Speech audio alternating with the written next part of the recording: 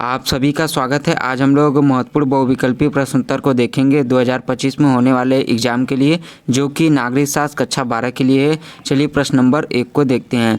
राष्ट्रीय सुरक्षा के नए आयाम किस पर केंद्रित है? राष्ट्रीय सुरक्षा के नए आयाम जो है वो किस पर केंद्रित है? तो 4 ऑप्शन है। आर्थिक विकास और पर्यावरण, केवल सैन्य बल, सांस्कृतिक प्रचार, व्यापारिक समझौते। तो यहाँ पर सही आंसर है आर्थिक विकास और पर्यावरण।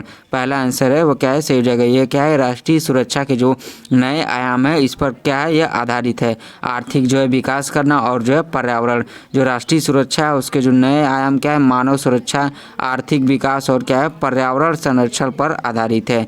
कि जो मानव की जो सुरक्षा से संबंधित, आर्थिक विकास और क्या है, पर्यावरण संरक्षण, जो कि बहुत ही महत्वपूर्ण है। इस पर क्या है, जो राष्ट्रीय सुरक्षा के ये जो है नए आयाम है इस पर जो है क्या आधारित है। प्रश्न नंबर 2 को देखते हैं। संयुक्त राष्ट्र पर्यावरण कार्यक्रम UNEP का उद्देश्य क्या है?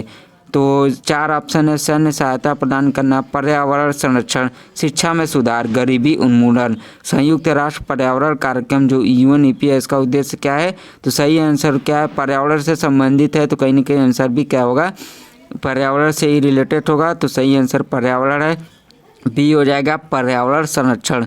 जो UNEP है उसका मुख्य उद्देश्य क्या है, पर्यावरणीय सुरक्षा और क्या है, प्राकृतिक संसाधनों का जो है संरक्षण है। जो विश्व भर में कहीं ना कहीं जो है जिस प्रकार से जो है विकसित देश या कहें जो विकासशील भी देश हैं, जिस प्रकार से जो है क्षरण हो रहा है पर्यावरण, जो प्राकृतिक संसाधनों का जो है आधुनिकता के दौर में बहुत सारे जो है वृक्ष और भी चीज़ें, प्राकृतिक चीज़ों को जो है नुकसान पहुँचाया जा रहा है। उसके लिए क्या है, जो संयुक्त राष्ट्र जो है कहीं ना कहीं जो क्या, संयुक्त राष्ट्र आपका पर्यावरण जो उसका कार्यक्रम है उसका यही उद्देश्य है कि जो पर्यावरण है उसको कहीं ना कहीं बचाया जाए और जो प्राकृतिक जो संसाधन है उनको जो है सुरक्षित किया जाए।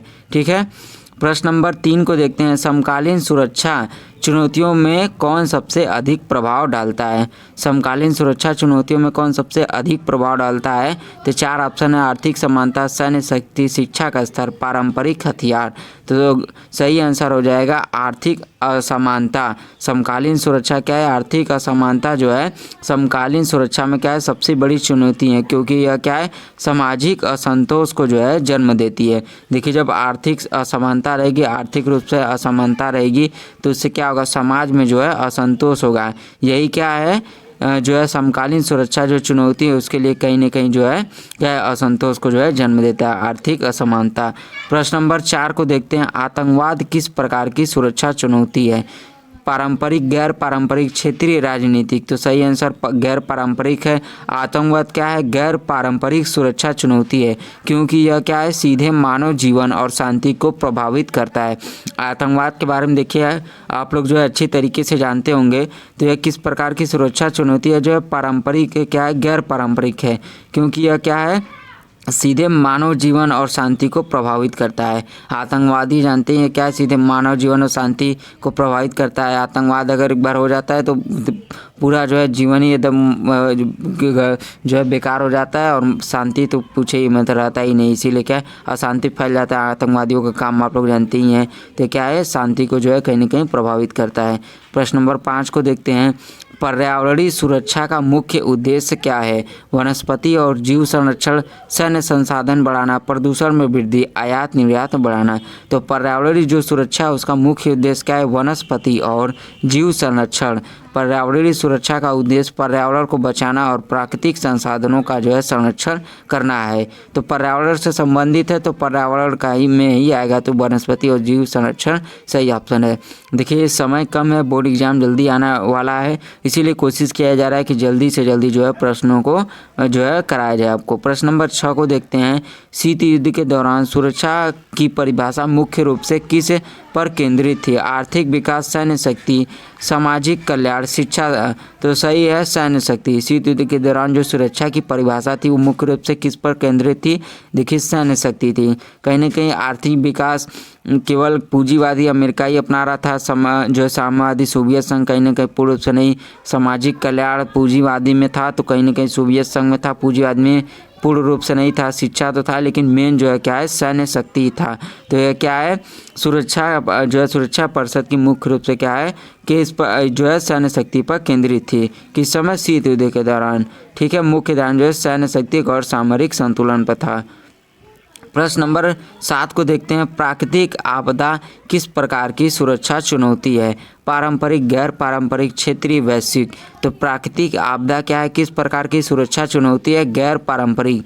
क्या है? प्राकृतिक आपदाएं जैसे क्या है, बाढ़, भूकंप और तूफान गैर पारंपरिक सुरक्षा क्या है, चुनौतियां हैं। ये जो बाढ़, भूकंप और तूफान क्या आते हैं, ये क्या है, गैर पारंपरिक सुरक्षा चुनौतियां हैं। प्रश्न नंबर 8 को देखते हैं। परमाणु अप्रसार संधि NPT का मुख्य उद्देश्य क्या है?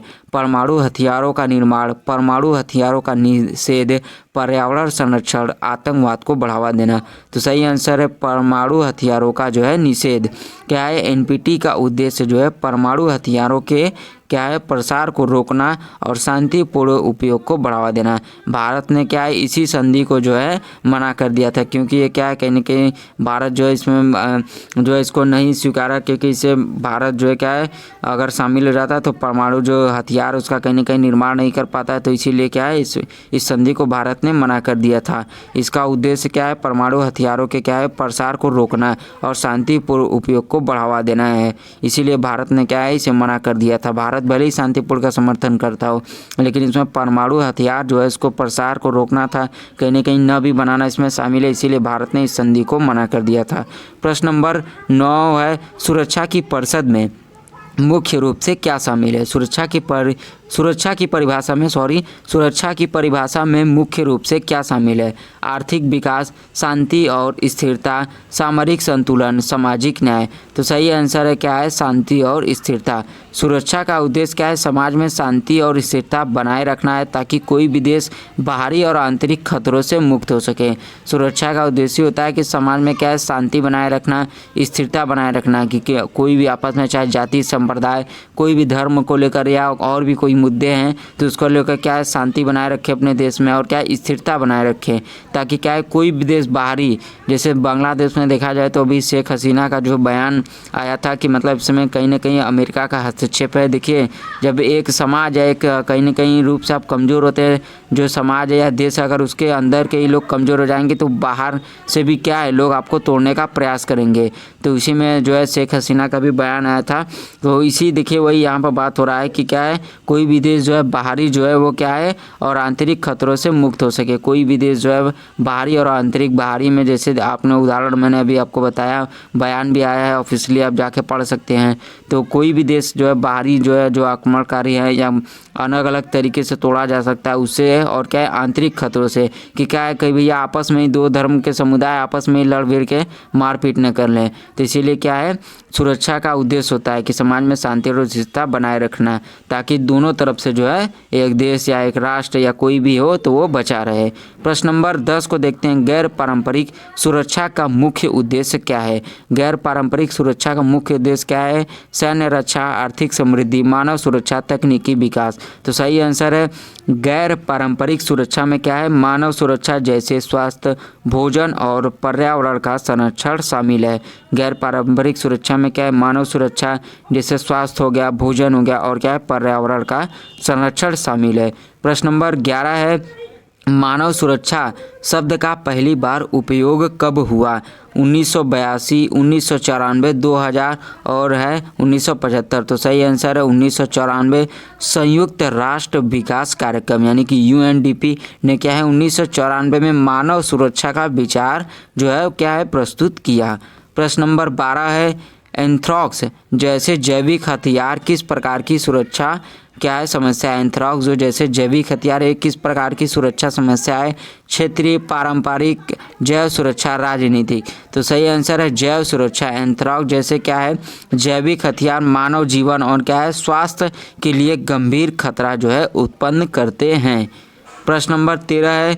सुरक्षा के पारंपरिक दृष्टिकोण में मुख्यतः किस पर जो है ध्यान केंद्रित किया जाता है? सुरक्षा के जो पारंपरिक दृष्टिकोण में मुख्यतः किस पर ध्यान केंद्रित किया जाता है? सैन्य बल, आर्थिक विकास, सांस्कृतिक विरासत और क्या है, सामाजिक न्याय। तो सही आंसर है सैन्य बल। पारंपरिक दृष्टिकोण क्या है, सुरक्षा को सैन्य बल और राष्ट्रीय सीमाओं की रक्षा तक सीमित करता है। जो पारंपरिक दृष्टिकोण है वह क्या है, सुरक्षा को सैन्य बल और राष्ट्रीय सीमा तक क्या है, जो है राष्ट्रीय सीमाओं की रक्षा तक सीमित करता है। देखिए समय कम है, इसलिए प्रश्नों को तेज़ी से जो है बढ़ाया जा रहा है, जल्दी जल्दी से आपको जो है पढ़ाया जा रहा है ताकि आप अच्छी से अपनी तैयारी कर सकें। जो है बहुविकल्पी प्रश्न है, ऑप्शनल है, इसीलिए इस पर जो है मैं अभी इस समय ज़्यादा नहीं ध्यान दे रहा हूँ। जब आपके अति लघु या लघु प्रश्न आएंगे तो उस पर जो है विस्तार से चर्चा होगा, तो उस वीडियो में भी आप बने रहिएगा, उन भी वीडियो को देखिएगा। इसके लिए आप एक काम कर लीजिए, अगर ये वीडियो पसंद आ रहा है तो चैनल को सब्सक्राइब कर लीजिए, सब्सक्राइब करना ना भूलिए, ठीक है, और इसे लाइक करके दूसरों के साथ शेयर कर दीजिए। चलिए प्रश्न नंबर 14 को देखते हैं। क्योटो प्रोटोकॉल किससे संबंधित है? मोस्ट इंपॉर्टेंट ये प्रश्न है, क्योटो प्रोटोकॉल। ध्यान रखिएगा क्योटो प्रोटोकॉल कहाँ पर हुआ था, ये पूछा जाता है जरूर। क्योटो प्रोटोकॉल एक कहीं न कहीं नियम है। क्योटो प्रोटोकॉल किससे संबंधित है? परमाणु अप्रसार, ग्लोबल वार्मिंग, जैव सुरक्षा, मानव अधिकार। तो क्योटो जो प्रोटोकॉल है वो किससे संबंधित है? ग्लोबल वार्मिंग से। जो क्योटो प्रोटोकॉल का उद्देश्य क्या है? ग्रीन हाउस गैसों के उत्सर्जन को कम करना है। जो आजकल विकसित देश है वो क्या है, ग्रीन हाउस जो गैस है उसका उत्सर्जन बहुत ही ज़्यादा करते हैं, जिससे ओजोन परत में कहीं ना कहीं बहुत ही ज़्यादा जो है नुकसान हो रहा है ओजोन परत से, जिससे मानव को जो है क्या, मानव जीवन और कहीं ना कहीं पूरी पृथ्वी के प्राकृतिक चीज़ों को नुकसान हो सकता है। तो इसीलिए क्या है, क्योटो प्रोटोकॉल लगाया गया। उसका उद्देश्य क्या है? जो ग्रीन हाउस गैस है उसके जो उत्सर्जन को कम करना है, जैसे आपका कार्बन डाइऑक्साइड हो गया, जो फ्रिज से गैस निकलती है, और भी सारी चीज़ें। प्रश्न नंबर 15 को देखते हैं। आधुनिक समय में सबसे बड़ी सुरक्षा चुनौती क्या है? सैन्य बल, आतंकवाद, शिक्षा, कृषि। तो सही आंसर है आतंकवाद। आतंकवाद क्या है? वैश्विक सुरक्षा के लिए सबसे बड़ी चुनौती बन चुका है। देखिए आतंकवाद जो एक बार हो जाता है तो वो क्या है, विश्व सुरक्षा के लिए सबसे बड़ी चुनौती जो हो जाता है आतंकवादी, क्योंकि अगर ये हमला करते हैं तो जानते ही हैं बहुत सारे लोग मारे जाते हैं, बहुत चीज़ों का हानि होता है। तो आतंकवाद जो है क्या है, वर्तमान समय में जो है क्या है, सबसे बड़ी सुरक्षा चुनौती जो है बन चुका है इन सभी चारों ऑप्शन में से। तो वीडियो को अंत तक देखने के लिए आप सभी का बहुत बहुत धन्यवाद। पसंद आया तो इसे शेयर जरूर करें।